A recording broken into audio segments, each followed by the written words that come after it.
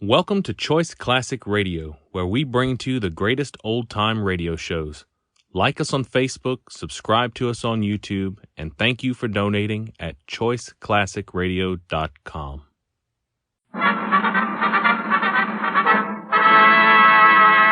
From Hollywood, California, the Lux Radio Theater presents May Robeson, Warren Williams, Gene Parker, and Guy Kibbe in Lady for a Day, with Leslie Howard as guest producer.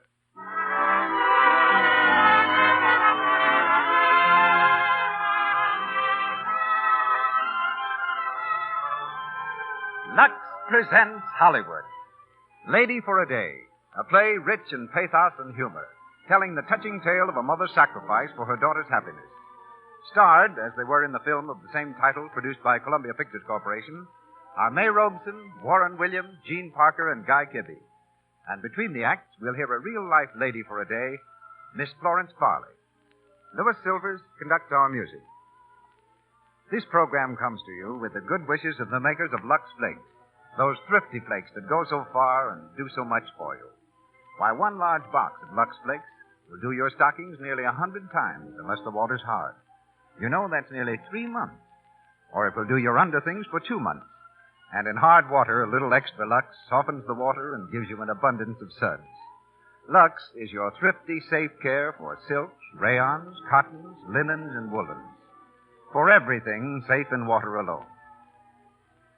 Tonight finds our producer, Cecil B. DeMille, in New York City in connection with the opening of his new film, Union Pacific. Later on, we'll hear from Mr. DeMille. But taking his place is one of the screen's most versatile, popular, and distinguished personalities. Ladies and gentlemen, we are proud to welcome as guest producer, Mr. Leslie Howard.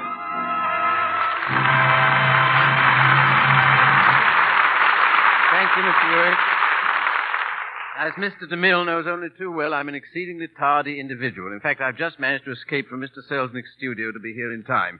And so if you hear any strange sound at this point, I'm sure it's just Mr. DeMille in New York breathing a great sigh of relief as he hears me responding right on the dot. Well, to tell you the truth, this astounding punctuality finds me rather in awe of myself. Leslie Howard, ladies and gentlemen, has actually reached an appointed spot at an appointed time. The happy excitement of being here is disturbed by one thought only, the supposition that I'm taking the place of Mr. DeMille.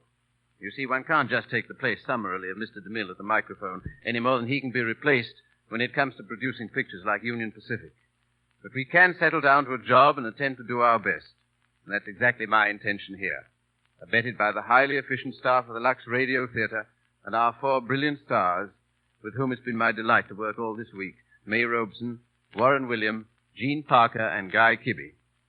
You know, years ago, I cherished the fine thought that when I was pleasantly this side of 40 or 45, I'd retire with a handsome fortune and proceed to have a splendid time doing exactly what I pleased. Well, I soon learned that not only would I not have a handsome fortune at this age, but I also realized that so long as life remains, artists will persist in creating. You just can't retire from creating. And no one embodies this spirit more completely than Miss May Robeson, who just observed her 75th birthday and her 56th anniversary as an actress. She's now starring for Warner Brothers in Family Affair, and tonight she's heard as Apple Annie in our play based on Damon Runyon's story.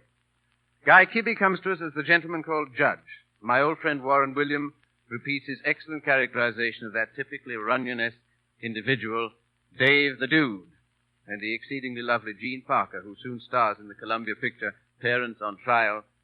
She plays Louise. Oh, by the way, how about an apple? You know, I think we can get some right over there.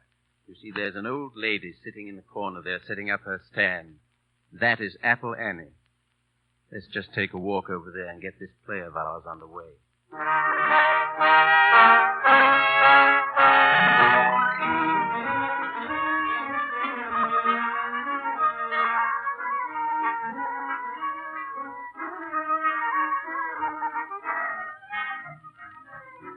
Broadway, the crossroad of the social world. Broadway, where the clerk rubs shoulders with his boss, where the Upper Bronx meets Lower Park Avenue, where the pleasure-seeking mob throws dollars to the theater box office and dimes to the corner cripple. It's a rainy spring night just after curtain time. One of Broadway's well-known beggars holds her accustomed position at the corner of 47th Street. her old bedraggled dress hanging wet above her scuffled shoes. Slung about her shoulders is a basket of highly polished apples, which she holds up to the passers-by, her thin voice rising above the roar of the traffic. Wants some apples? Nice red apple, lady. Evening, Annie. Oh, hello. How are you, Mr. Law? I suppose you want to see my license again. Is that it? Oh, not tonight, Annie. I'm on traffic duty now. Oh, by the way, Annie. Dave the dude is looking for you. He's over at Missouri Martin's Club. Did you want an apple? Well, I guess so. Hell, I think I'll have one myself, Annie. That big one there looks fine. Thanks. Yeah. Come around to the house sometime, officer. I got a lot of loose jewelry and silver hanging around loose. All right, night, Annie. Good night, you big turkey. Apples? Apples? Buy an apple? Buy an apple? Pastor, buy a pencil. Oh, hello, Smiley. Oh, hello, Annie. Well, say, Dave the dude wants to see you, Annie. He's over at Missouri Martin's Club. Yeah, I know. Has he got a big bet on, huh? How's the pencil business doing? Oh, it's terrible. Looks like everybody's broke. Ah, quit yapping. Go over to the Thelma Theater. They got a big hit over there. Oh, yeah? Uh-huh. Oh, thanks. Oh, and don't forget Missouri Martin's. The dude said it was very important. Hiya, dude. Oh, hello, Missouri. Sit down. You waiting for somebody, dude? Yeah, Apple Annie. I got a big poker game on. One of the biggest I ever sat in. Where is it? Up at the hotel. But I can't go to no game without buying an apple from Annie. Send a couple of the boys out looking for her. She's really a good luck charm, ain't she? I never made a big bet yet without her, Missouri. And I ain't going to start tonight. Oh, wait a second. There's Happy and Shakespeare. Your two stooges. Hey, Shakespeare. Happy, over here. Hello, boss. Did you find Apple Annie? No. I told you not to come back without her. Well, we can't go scouting all over the town. Yeah, we told everybody we seen. Shut up. What are you going to do, boss? We're going to wait here till she shows up. You got a superstitious boss, Jen. Yeah, but I'm a first-class monkey if I can see how you can win pots by buying an apple off an old dame. All right, so you're a first-class monkey. Now shut up. Okay. Oh, dude, if you can't find your apple, use something else for good luck. There. Cut it out, Missouri, will you? This is a public place. Yeah, he needs apples, not lemons. Oh, shut your face, Happy. Yeah, what? Apple Annie's outside. Oh, she's here. Come on, Happy. Shakespeare, get going. So long, dude. Good luck. Hey, Annie. Annie! Hello, dude. Didn't keep you waiting, did I? No. Give me an apple quick. Here's a buck. Never mind the change. Oh, bless your heart, dude. How'd you do last week? Okay. But where were you Saturday? I couldn't win a race. Oh, Saturday. I wasn't feeling so good Saturday. Yeah? Well, take care of yourself. Sure, dude. You die on me, and I'll be all washed up. Don't you worry about me. That girl. You're like a mother to me, Annie. You know that. I don't go get drunk on that buck. Me? You're crazy. Me get... I never drink. Well, I do not. Hey, boss. Yeah, what do you want, Steve? I got the car here. You going to use it? No, not tonight. Here. Take Annie wherever she wants to go. Come on, boys. So long, Annie. So long, dude. Good luck. Well, where's it going to be, Annie? Over to the Hotel Marbury, thank you. The Marbury? Hey, you're going kind of high class, ain't you? All right. Park the apples in the back seat.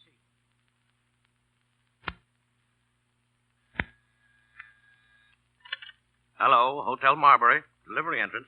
Yes, ma'am. Yes, ma'am. I'll watch out for your package. Send it right up when it comes. You're welcome. Hey, Oscar. Who is it? Me, Annie. Oh, come on in. All right. Well, Oscar, did you get the stationery? Sure, don't I always get it? Classiest stationery in the house. Look at that letterhead. Hotel Marbury. Thanks, Oscar. When do you expect another letter from the kid?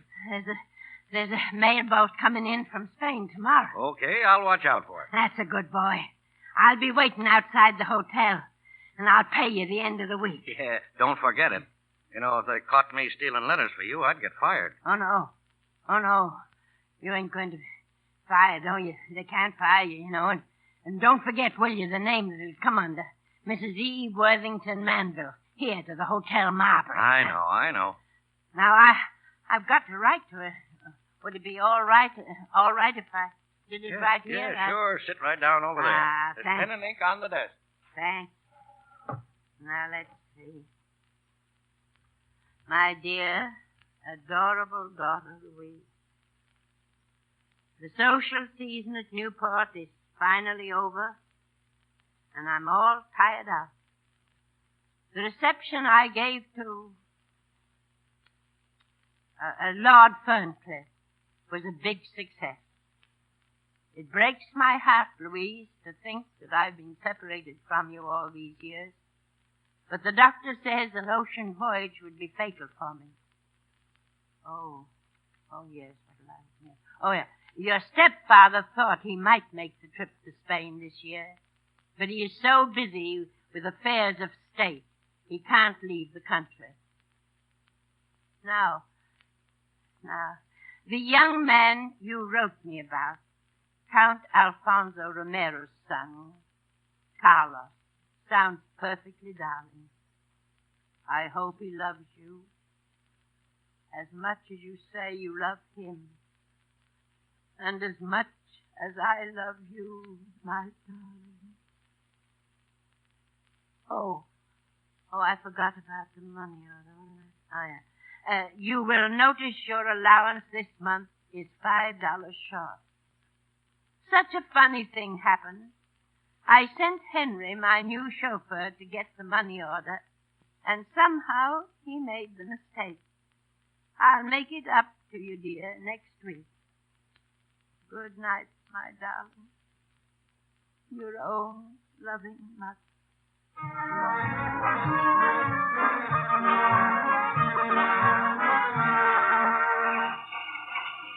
Apple, buy an apple, nice red apple. Hey, Oscar, I'm over here. Have you got it? Did you get the letter this morning? Yeah, I got it all right. Huh? Well, what's the matter? Why, Oscar, where's your uniform? I ain't got one anymore. They didn't fire you.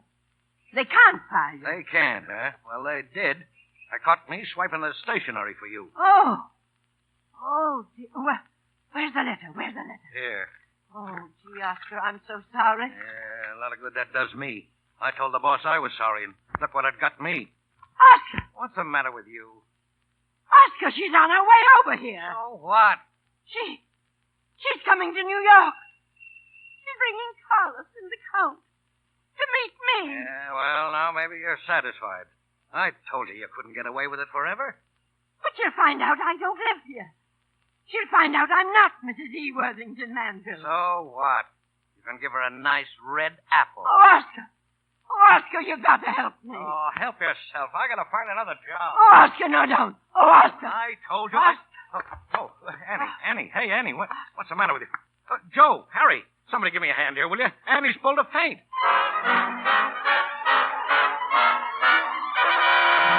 And now you can't find her again. Every time I got a big deal coming up, you guys can't find Annie. Yeah, but, boss, Shut what do you... up. What did you look? We looked all over the place. Shut up. I don't want talk. I want action. Hey, dude, Yeah? that crippled guy Smiley's here. What for? Hello, dude. Listen, Smiley, I'm busy. It's about Annie. Oh? What about Annie? I've been looking all over town for her. She's in an awful jam. Yeah, what kind of a jam? Well, you see, for years she's been swiping stationery from the Marbury and writing her daughter that she's high up in society. Daughter? Yeah, she's got her daughter over in Spain in a convent since she was a baby. Well? Well, now she's gonna marry a count or something. Well, listen, what's this, a racket? Oh, no, dude, honest. Well, where's Annie? Where does she live? Well, she's got a basement room, First Avenue, 314. All right, come on. I'll go over there and see her myself.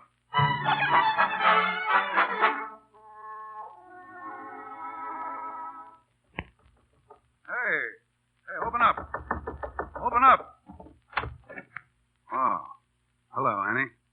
Well, if it ain't my old friend, the Deuce. Come in, gentlemen, come in. I thought so. On a bet, huh? No, she ain't, dude. She just acts kind of funny like. The butler will take your things, gentlemen. Huh? You didn't know I had a butler, huh? Got lots of butlers. Millions of them. Where you been, you old buzzard? Been looking all day for you. Oh, so good of you to come down for the hunting season. Huh? You know, everybody's coming down for the hunting season. Well, let's get out of here, dude. It gives me the creeps. What's wrong, Annie? My daughter's coming over here to visit me.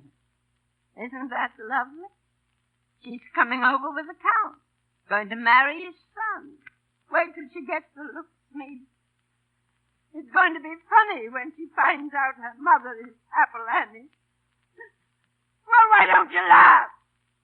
It's funny, I tell you. Apple Annie from Schubert Alley. Apple Annie from Schubert Alley. All right, Annie, take it easy. Hey, Shakespeare, put her over there in that cot. Happy, go get a doctor. A doctor ain't gonna do no good, dude. No, what have you got that's better?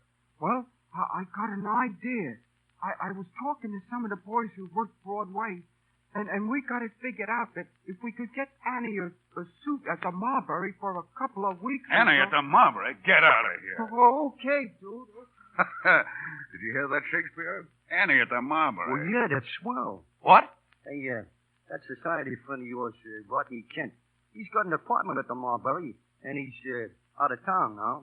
Yeah? Well, what about it? Can you picture me going to Rodney Kent and saying, lend me your apartment for Apple Annie? He'd throw me out on my ear. Yeah, that's what I was saying. He'd throw you out on your ear. The only thing is, he's a nice guy. Oh, sure, boss. But he ain't no sucker. No, boss. Oh, all right. We'll send him a wire and ask him. Swell.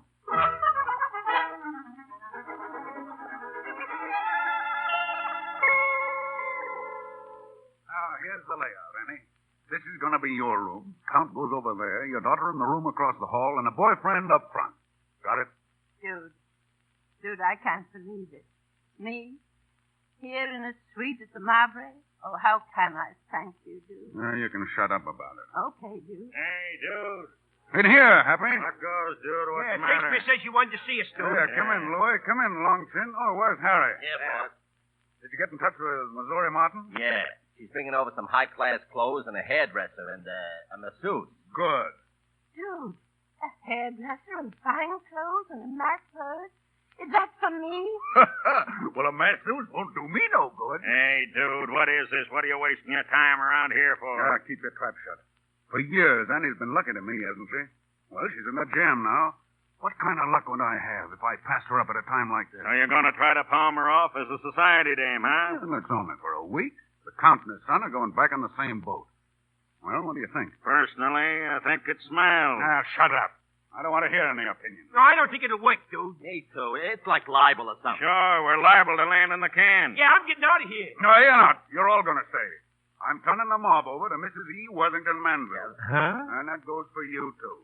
All of you. Mrs. E. Worthington Manville, she's Apple Annie. Yeah, she's a lady now. A lady? Yeah, and you're going to treat her like one. Now, see? look. Shut up! Shut up!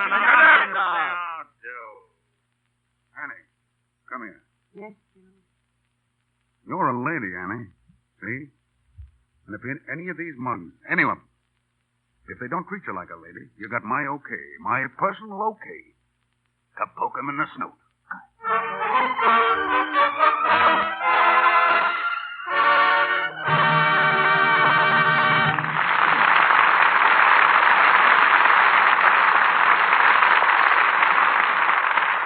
The curtain falls on the first act of Lady for a Day with its original screen stars, May Robeson, Warren Williams, Gene Parker, and Guy Kibbe. During our brief intermission, we bring you the Browning family.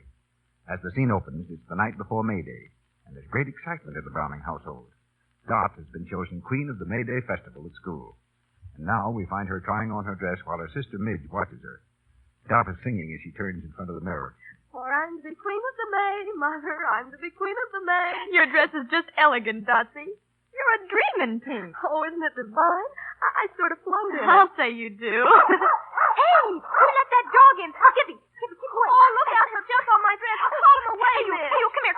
Oh, my gosh. Oh, Miss, my dress.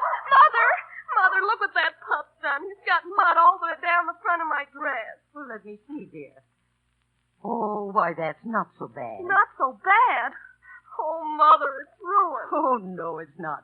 I'm going to wash it right away. Oh, Mother, you can't wash it. Of course I can. I'm going to use Lux Flakes, and it'll turn out beautifully.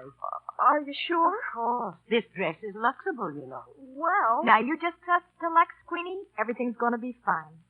So Lux Flakes saved the day. Lux Flakes are the world's largest selling package soap for fine fabrics, and for a very good reason, too. Lux has no harmful alkali. Remember that. No harmful alkali in Lux to spoil colors or fabrics. Lux is the safe way to wash everything safe in water alone. So keep the generous large-size box in the home all the time, won't you?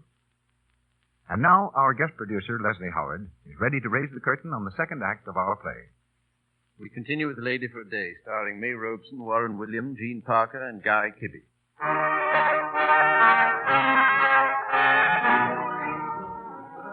Apple Annie, the good luck charm of that gambling gentleman, Dave the Dude, has been transformed into Mrs. E. Worthington Manville.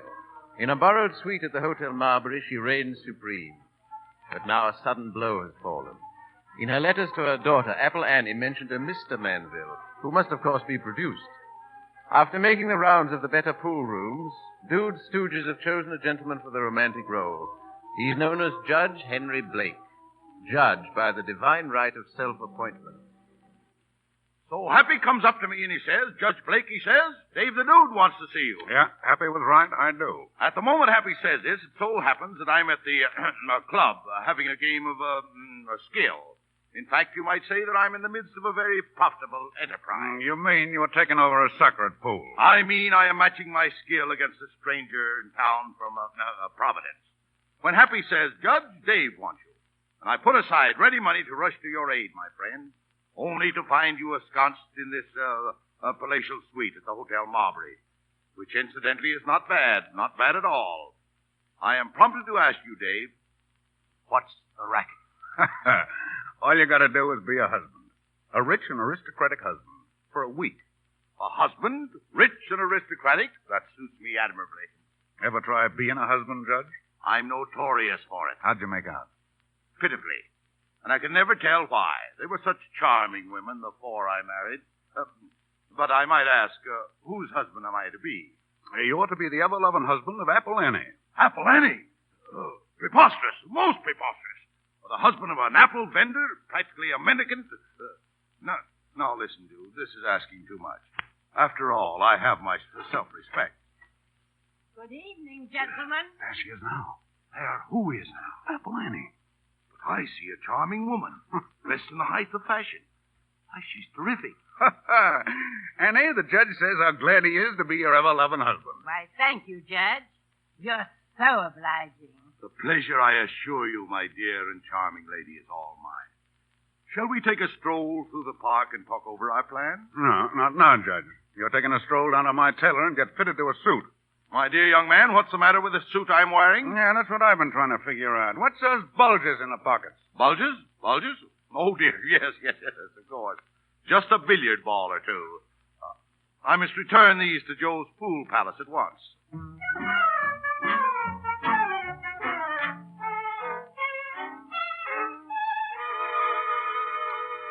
Well, how do you think he looks, Happy? Okay, I guess. Dude, I'm afraid you're playing an abominable trick on that poor old woman. What? She's floating on air. It's a shame, dude. A miserable shame. When the plan fails, it's going to break her heart. Who says it's going to fail? My dear dude, her daughter's boat docks today. Do you realize the number of reporters who cover incoming ships? Reporters? They'll want to know all about the Count, why he came to America, who his friends are. That means me and Apple Annie. The papers will be full of it. Yeah, reporter'd give us right eye for a story like this. I told you couldn't get away with it. Why didn't you think of that before? Why didn't I think of it? Now, this is a fine time to be telling me. What am I going to do? Don't ask me. It's your party. Well, you got it now. You better see those reporters stay away. Well, what do you expect me to do? I don't know. Kick them around, let loose. I don't care what you do. Just do it. But get rid of those reporters. Okay. But you better call up the commissioner, dude. Tell him to reserve a couple of nice sails for us. Southern exposure.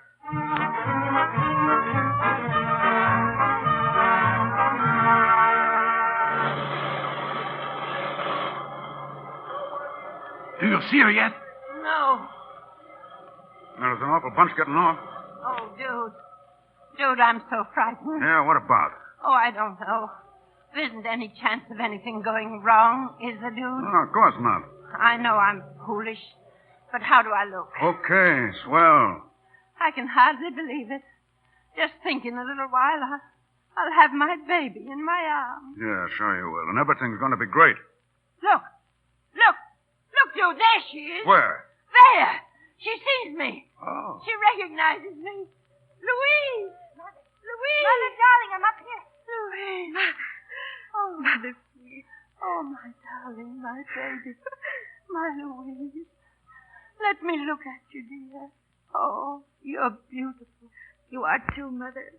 I'd have known you anywhere. You're just as I pictured you. Oh, Louise, dear, this is your stepfather. Oh, how do you do? My dear child, my little daughter. Mother's written me so much about you. I know I'm going to love you. Oh, thank you, my child. Thank you. Oh, Carlos, come here. Mother, this is Carlos. How do you do? Carlos, yes. Oh, I like him, Louise. You are very kind. And this is Carlos' father, Count Alfonso Romero. Senora. The Count, how do you do? Very well, thank you. It's a pleasure, my dear Count. We've been looking forward to your visit for some time. Thank you. Well, I guess, Oh, dear, how stupid of me. Louise, dear, this is your Uncle David. My uncle? I never knew I had an uncle. Oh, why, of course, dear. He's Father's brother. My Mother, I'm so glad. How are you? Mother, you never wrote me a word about him. Well, you see... Well, that's because Brother David's been the black sheep of the family, so to speak. Hey, David? Yeah, I guess so, sure. Well, shall we go? My car is waiting, Count.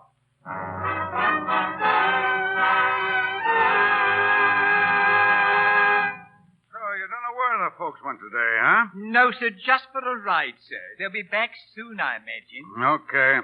Here you are, Butler. This check's for you, and this is for expenses. Thank you, sir. Remember your orders? Yes, sir. Her name is not Apple Annie. It's Mrs. E. Worthington Manville. I've been working for her for years. No matter what anyone asks me, I know nothing. As a matter of fact, I'm to be completely dumb. Think you can do that? Should be a cinch. Shut up, Harry. Now get this, Butler. I don't want no slip-ups. Oh, no, sir. If you do, your family better send for the body. I have no family, sir. And you'll have no body either. No body. Yes, sir. Here, come on, Happy, let's go. I don't want to be here when the gang gets back. Too late, dude. Yeah. Oh, hello, Uncle David. Hello.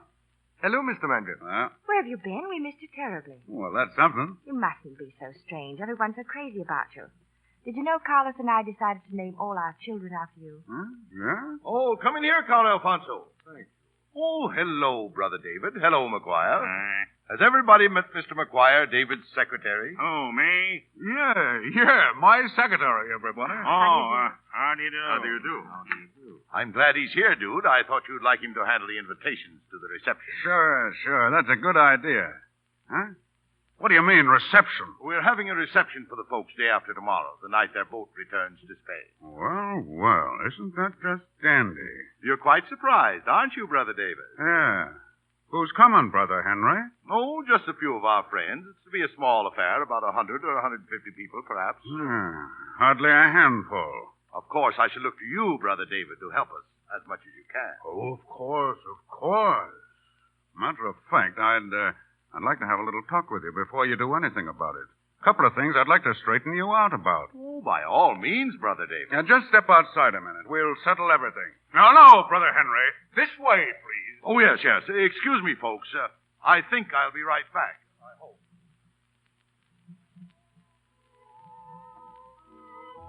It's lovely out here, isn't it? Look at the stars up there. The city down there. We're halfway to heaven, Carlos. Querida mía. Carlos, Yes, darling. has your father said anything yet? No. What'll we do, darling? Suppose he doesn't like Mother or Dad. Suppose he doesn't give his consent. What'll we do, darling? Oh, don't be worried, darling. It will be all right. He's very fond of them. Really, he is. It's just that he likes to be very formal about things like this. Oh, darling, I'll die. I'll simply die if anything happens. Oh, nothing is going to happen. Hello, Mother. I was in my room and I couldn't sleep. You don't mind if I visit with you for a little while, do you?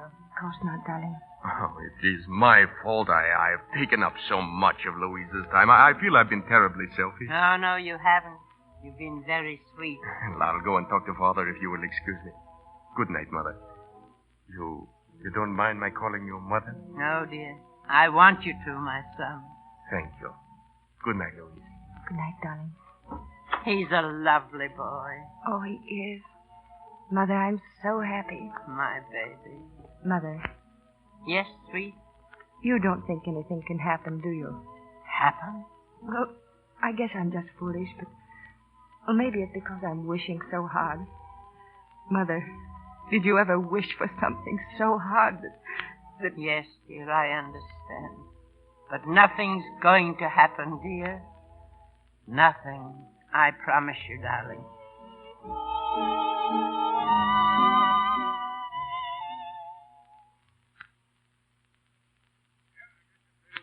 Figure that one out. A reception. You found yourself in a swell apartment, and you began to believe it. Well, for my dough, you're still a penny ante pool shark. Well, after all, my dear dude. Now, shut up. Don't get excited, Brother David. You shut up, too. In spite of your protest, dude, I must speak. Regardless of how you feel about me, in the vernacular of the gutter, we are now in the hot seat. The reception, my dear dude, is inevitable. I don't know what stops me putting a slug in you. You better not wait too long, Brother David. They don't let you carry a rod in jail. Jail? Me? What for? For a little matter of abduction. I've been told it's against the law. What do you mean, abduction? Don't you read the papers anymore? Look at the headlines. Police on trail of 3 missing reporters.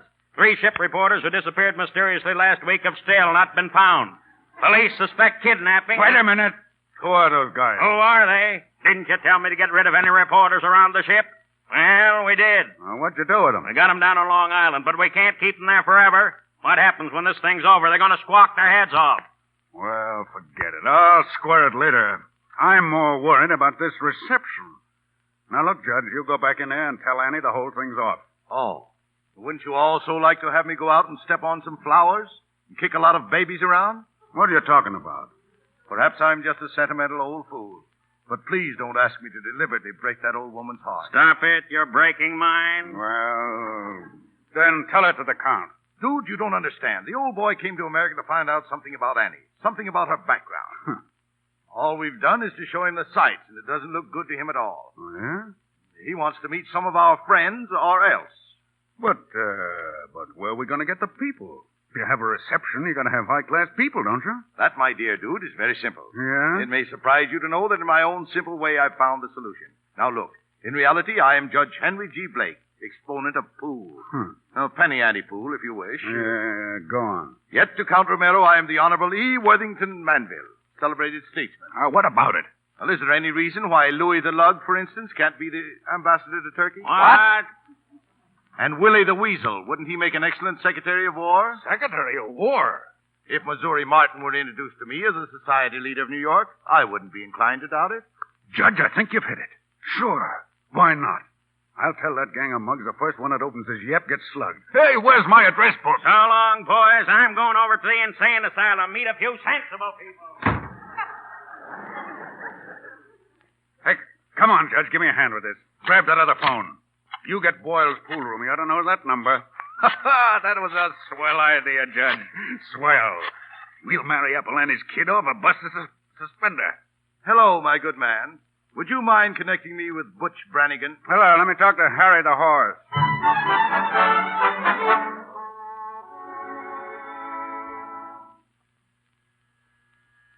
Yeah? Yeah, who is it? Oh, hello, Annie. Can I come in, dude? Sure. Sit down, Annie. Well, what's the matter? Dude, I'm scared. I'm terribly scared. Oh, come on. Everything's going to be all right. It's a cinch. It's got to be all right, dude. It's just got to. No, buck up, Annie. We're all rooting for you. Come on. Go back to the hotel and get some rest. You know, I've lived all my life for that kid. I'd have given up long ago if it wasn't the thought of her that kept me going. I wanted her to have everything. All the nice, sweet things of life. The things that passed me up. I wasn't so bad myself once, dude. I knew what it meant to to act like a lady and to be a lady and live with decent people. Then the kid's father died. He wasn't much good, but I guess he meant well. We were over in Spain. I was penniless. I had to leave the kid. She was just a tiny baby. I always meant to send for her someday, but it didn't work out like that. And then it got so that I was ashamed to send for her. But she's here now, Duke. She's seen me, and she thinks I'm swell. She told me yesterday that I was everything she ever dreamed of. Me, Duke. And that's why it's so important. She's got to leave here thinking I'm like that. Because if she doesn't... Oh, Annie. Oh, I'll die, dude. I'll die.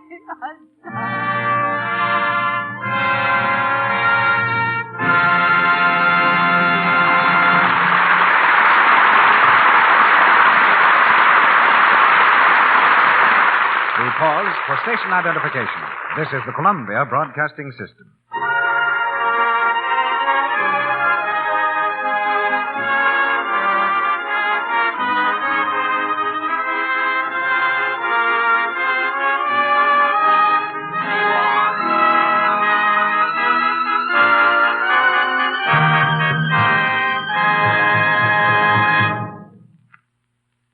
Well, we've just completed the second act of Lady for a Day.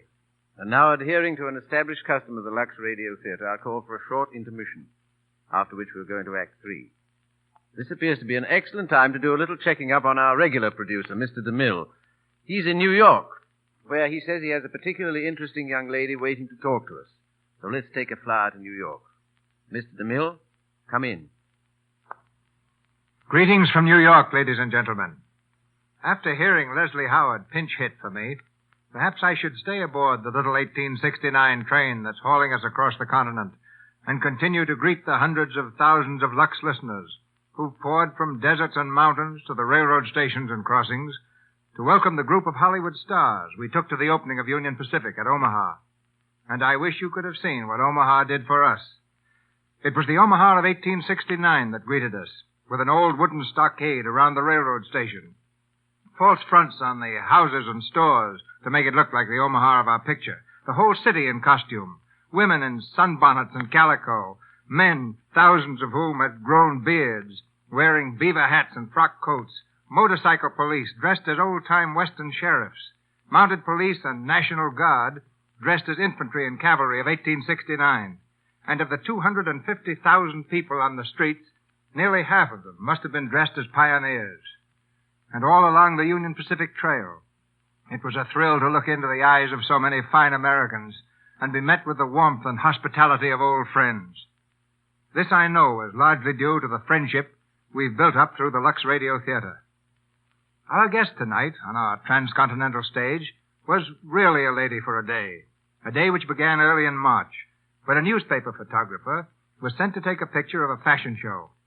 It was not a Park Avenue fashion show, but one planned by girls in a poor tenement neighborhood, 10th Avenue girls, who designed, made, and modeled the clothes they wore. A newspaper man recognized in this lovely girl the opportunity for a living drama.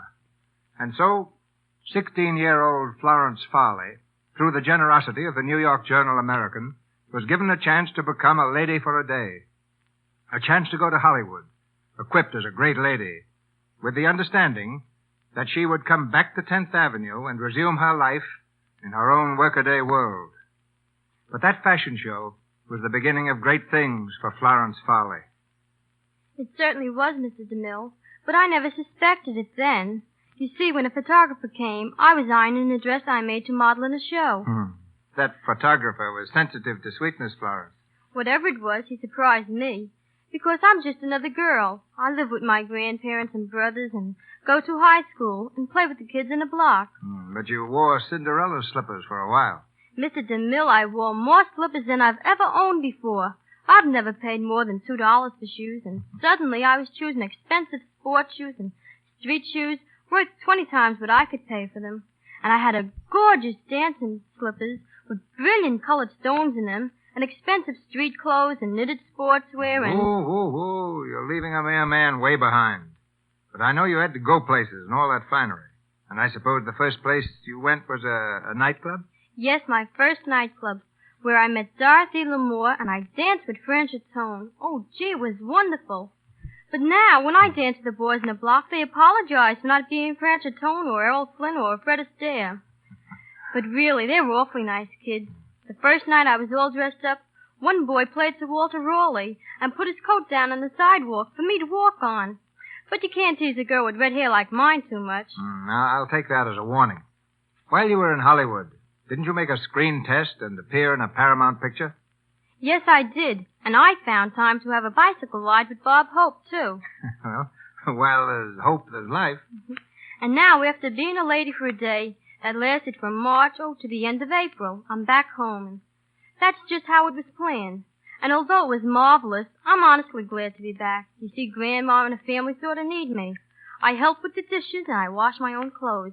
And because I've always loved the Lux Radio Theater, I'd like to tell people that at home we think Lux Flakes are simply swell for dishes and clothes and, quite a number of things like that.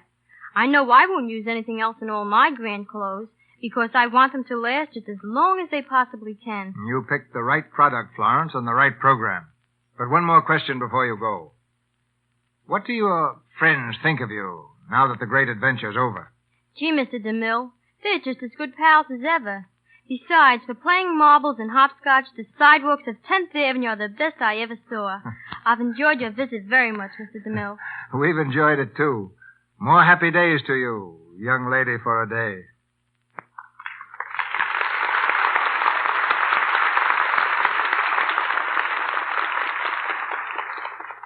Well, now here we are back in Hollywood again with a thank you from Mr. DeMille and Miss Farley.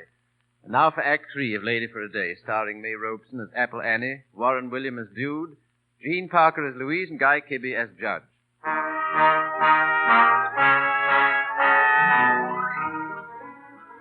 It's the evening of Apple Annie's reception, and the Dude has lined up a noble array of celebrities.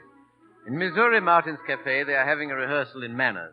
Machine guns parked at the door and no loud swearing. But the police department is still hot on the trail of 3 kidnapped reporters. At headquarters, the inspector talks the captain over the coals. That's what you said yesterday. I tell you, we've got to find those 3 reporters, and we've got to find them quick. Look what the papers are doing to us. I've done everything, Inspector. I've covered every angle. Excuses. Nothing but excuses. Look here, Moore. The commissioner wants those reporters. The mayor is on his tail about it, and the governor's on the mayor's tail, and they're all on mine, so find them. Inspector. Well? I think we've got a lead on those 3 reporters. Yeah? A cub reporter on the press just came in. He says he saw 3 guys being pushed into a cab down on dock number 69. When? The same day the reporters disappeared. Go on. He was right close to them, see? And he heard one of the guys doing the pushing say something about the Dude. The Dude? Dave the Dude? That's what I figured, so I checked on the Dude right away. He's down at Missouri Martin's. And here's the hot stuff, Inspector. Every mug in town is down there with him. Boys, I don't know what this means, but it's big. Throw a squadron around that cafe. Cover the front and back and all the side streets for 10 blocks around. But I haven't enough men. Well, get them. Cover that territory with a blanket. I don't care if you have to use every man on the force. This is big.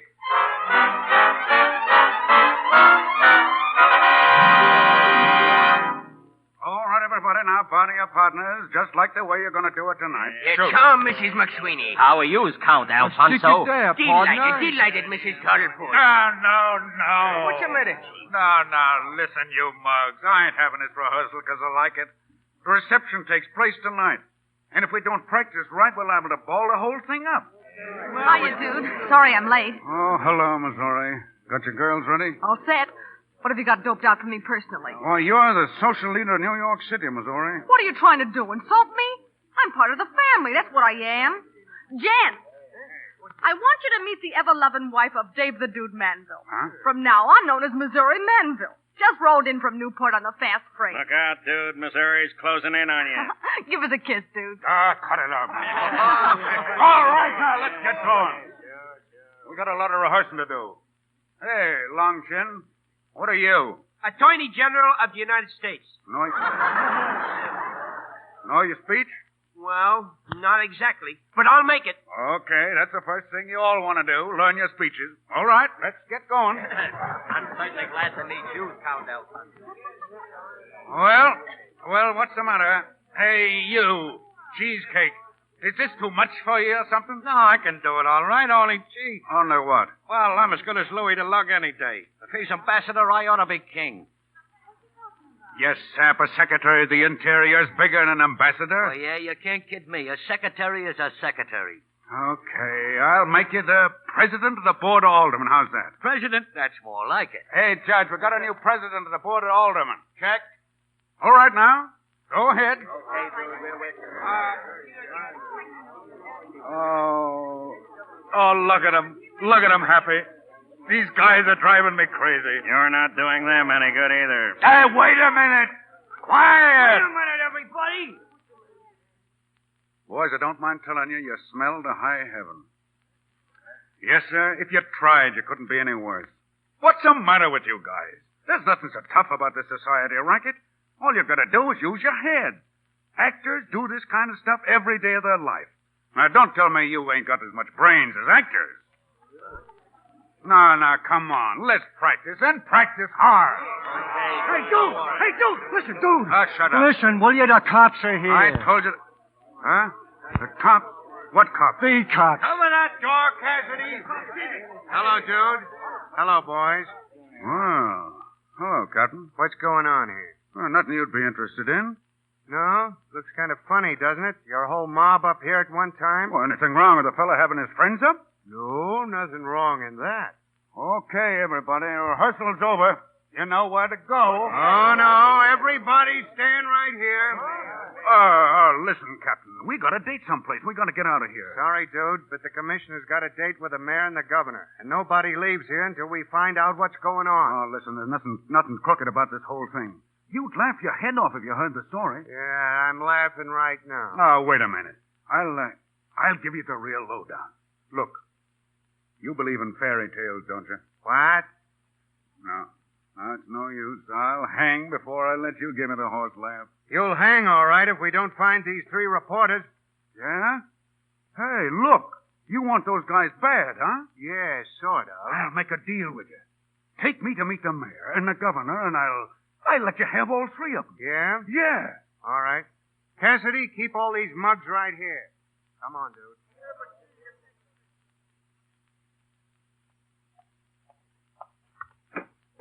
Your Honor? Yes. Come in, Captain. Oh, so this is Dave the Dude. Yes, Your Honor. Well, here he is, Governor. I guess we can rest easy now. Yes. Come over here, please. Now, wait a minute. Before you start on me, I'd like to say a couple of words. Oh, would you? Now, look, Governor. Look, Your Honor. Do you believe in fairy tales? What's that? Well, would you believe, for instance, that a long time ago there was a high-class doll, maybe somebody whose name you'd recognize, who's come down in the world and is fighting her way back, just for a week? What is all this? Yes, No, what are you dragging at? wait. Give me a chance. Me and the boys aren't pulling anything phony. You got us all wrong. We're just doing a favor.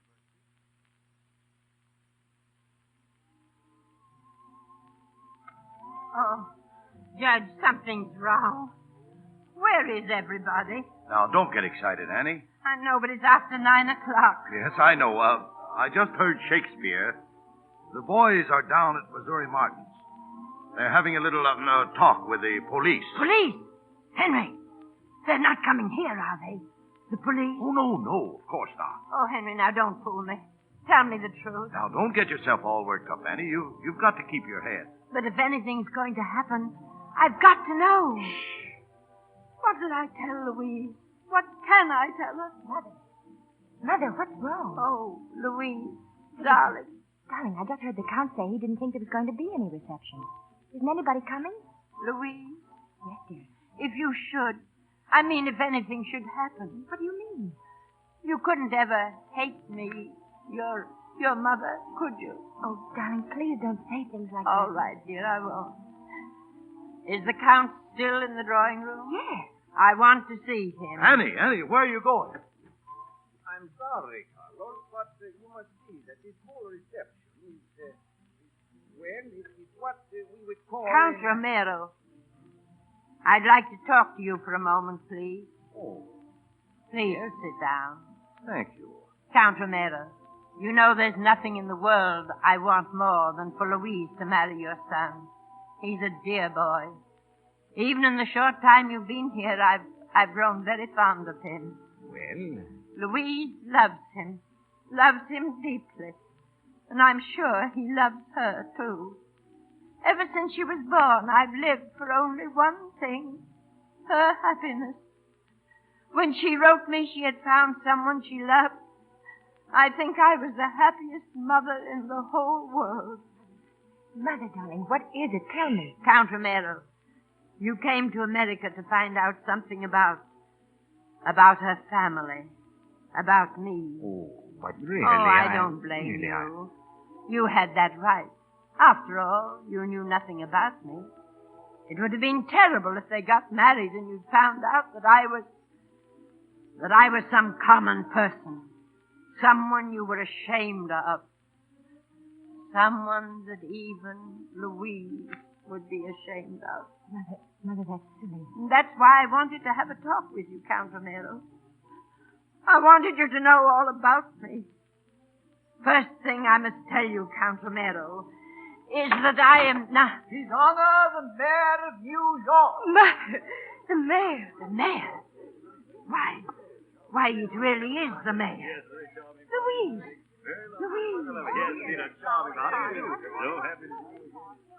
Which is Apollonie, Duke? The old lady, Your Honor, coming this way. But remember, it's Mrs. Manville. Go ahead, Mayor. Do your stuff. Trust me, Dave. My dear Mrs. Manville, so good to see you again. Why, Your Honor. The last time I had the pleasure of seeing you was at your very lovely party at Briarcliff. I shall never forget it. It was brilliant. Oh, thank you. I presume this is your very charming daughter, Louise. Yes. How do you do? Manville, so happy to see you again, Miss Manville. How are you? Dude, how did you do it? It is the man. And these are real society people.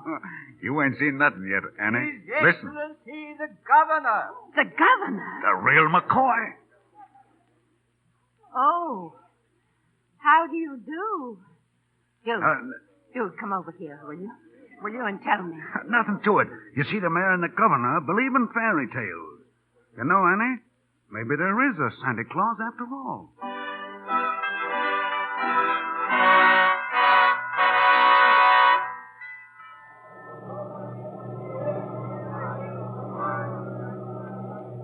Goodbye, Louise. Goodbye, my darling. She can't hear you, Annie. She can't even see us no more. Oh, the wedding was swell, Annie. Yes, it was, wasn't it? Well, I gotta beat it. Oh, thank you, dude. And God bless you. Ah, go on. Hey, Missouri, how about some dinner? Oh, dude. It's the first time you ever asked me. Okay, come on.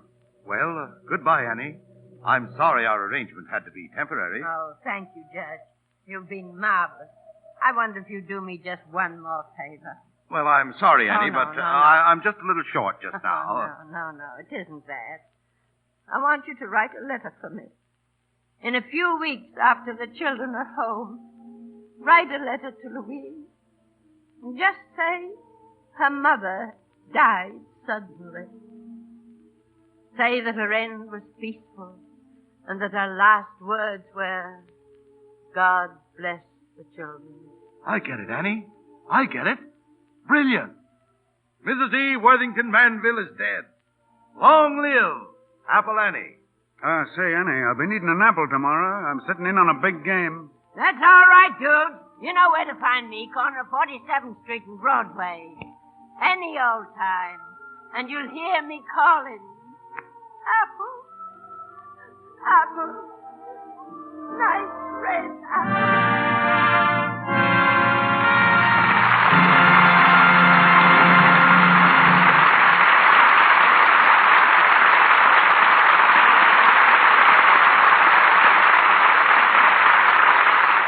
The curtain falls on Lady for a Day with May Robeson, Warren Williams, Gene Parker, and Guy Kibbe. In a moment, our stars return for their curtain calls. But first, let me tell you what a very great actress once said about hands. I mean Sarah Bernhardt, the immortal French actress. She said, hands are so important to a woman's charm. And that's true, isn't it? When you play bridge, when you shake hands, when you reach out in a gesture of sympathy or love, wherever you are, your hands express your charm. So keep them soft and lovely looking, won't you? You can, you know, even though you wash dishes every day. The soap you use has a lot to do with it. Lux Flakes are kind to your hands. Unlike many soaps, Lux has no harmful alkali. Absolutely nothing to dry the natural oils in your skin and make your hands rough and red. Lux helps your hands stay soft and smooth and lovely to look at and to touch. So buy the generous large-sized box of Lux Flakes tomorrow for your dishes. And remember, a little goes so far. Lux is thrifty. And now I see our guest producer, Leslie Howard, returning with our stars. Time now for a brief accounting from our ever-loving principals. May Robeson, Warren William, Gene Parker, and Guy Kibbe. As fine a group of players as ever kicked around the delicious idiom of author Damon Runyon. Sire of those other stalwart characters, Sam the Gonoff, ex-jockey Kirk, No-Nose Cohen. As for me, I say that things have come to a pretty pass. Huh! Now, what could possibly be eating the old doll? What's the matter with May, Warren? Dookie, you got me. Dookie? That's just it. Here you are, Mr. Leslie Howard, who has modulated some of the purest King's English I've ever heard on stage or screen, making a noise like something out of Runyon. Dookie. Oh, it's very discouraging indeed. Leslie, you might make a better impression if you talk a la Gone with the Wind. You know, that Ashley drawl to sort of match your nice long hair. Oh, so you prefer your ham southern style. Mr. Kibbe, what about you all? I all agree with Muzzy May. Well, where on earth did you, of all people, acquire that Runyon patois? Well, I tell you, I became a devout follower of Mr. Runyon in company with a few million other Londoners when his stories made such a tremendous hit over there a year ago. Well, of course, the obvious happened. Some of the choicest accents you ever heard, from Cockney to Cambridge, were all engaged in spouting the argot. If you think I'm silly, you should have heard them. Still, Leslie, after seeing you in Pygmalion as professor of phonetics, I think you're entitled to all the acrobatics you care to practice with the English language. I know you co-directed that picture, didn't you, Leslie? As well as being the star. Do you still want to co-direct? Mother, he not only wants to, he's going to. In Gone with the Wind? No, after the wind has gone. No, I have another picture lined up. You see, Guy, this is a picture in which they're permitting me to try a hand at co-producing. Oh, had enough directing, huh? Oh, hardly, Warren. The directing comes later in England. Oh. It's a picture called... But wait a minute, who's interviewing who around here? Oh, I don't think it makes a bit of difference. The point is, we're all having a swell time, which makes it so much harder to say good night.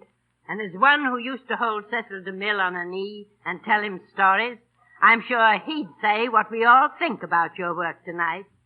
Congratulations, Leslie. Leslie. Thank you, Leslie. Good night.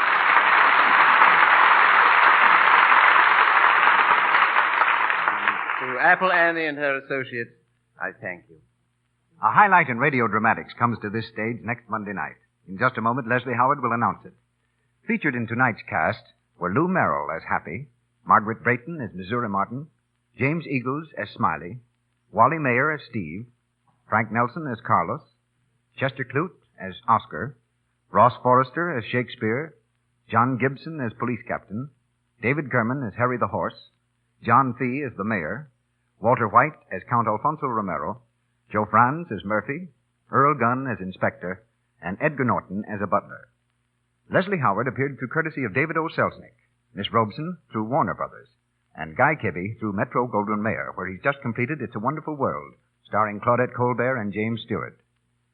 Warren William is seen shortly in the Edward Small production, Man with the Iron Mask, and Louis Silvers is from 20th Century Fox Studio, where he directed music for Rose of Washington Square.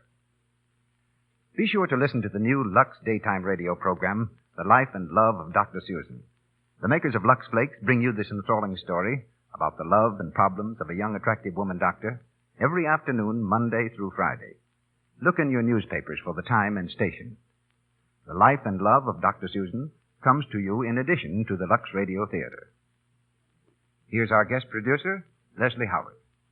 During the coming week, we're going to be pretty busy around here with the hope that what we have to offer will bring all of you back with us next Monday night. The play is our adaptation of that highly successful picture, The Life of Emile Zola, the story of an author's fight for humanity. And we're very glad that the same magnificent actor who created the title role will play it again for us, Mr. Paul Muni. And with Mr. Muni, you'll hear that splendid artist, Miss Josephine Hutchinson.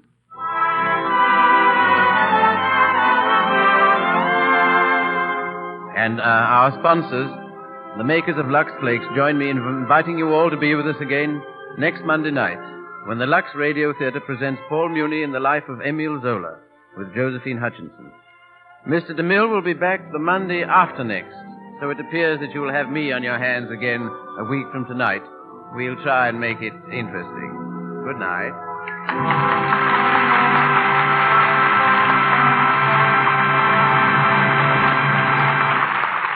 Soft lights and sweet music heard on tonight's program is from Face the Music. Your announcer has been Melter Roy. This is the Columbia Broadcasting System.